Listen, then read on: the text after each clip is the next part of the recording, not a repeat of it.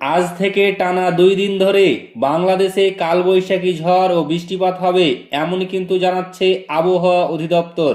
তো ফ্রেন্ডস, এই নিয়েই আপনাদের বিস্তারিতভাবে জানিয়ে দেব। অবশ্যই ভিডিওটি শেষ পর্যন্ত দেখবেন।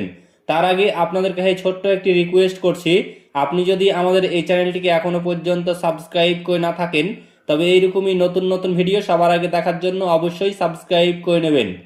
যেসব অঞ্চলে 60 কিলোমিটার বেগে ঝড় বৃষ্টি আভাস রয়েছে, দেশের 4 অঞ্চলে 60 কিলোমিটার বেগে ঝড়ো হাওয়া বয়ে যেতে পারে।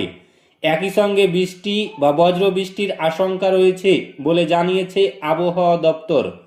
শুক্রবার দেশের অভ্যন্তরীণ নদীবন্দরগুলির জন্য আবহাওয়া অধিদপ্তরের দেওয়া সতর্কবার্তায় এই তথ্য জানানো হয়।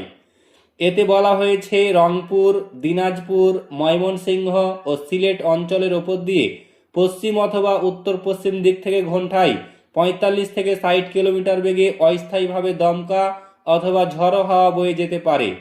এই সময় বৃষ্টি অথবা বজ্র বৃষ্টির আশঙ্কা রয়েছে। তাই এই সব এলাকার নদী বন্দরগুলিকে 1 নম্বর সতর্ক সংকেত দেখাতে বলা হয়েছে।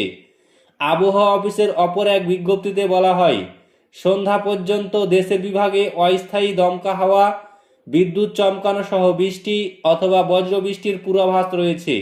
এই সময় কোথাও কোথাও বিক্ষিপ্তভাবে শিলাবৃষ্টিও হতে পারে। এরপর 24 ঘন্টা দেশের কোথাও বৃষ্টিপাতের পূর্বাভাস নেই। তবে এরপর থেকে কয়েকদিন দেশের বিভিন্ন স্থানে বজ্র বৃষ্টির আভাস রয়েছে। তো ফ্রেন্ডস, এই ছিল আজকে বাংলাদেশের আবহাওয়া সংক্রান্ত বিগ ব্রেকিং নিউজ। ভিডিওটি ভালো লাগলে লাইক করবেন, শেয়ার করবেন এবং চ্যানেলটিকে অতি অবশ্যই সাবস্ক্রাইব করবেন।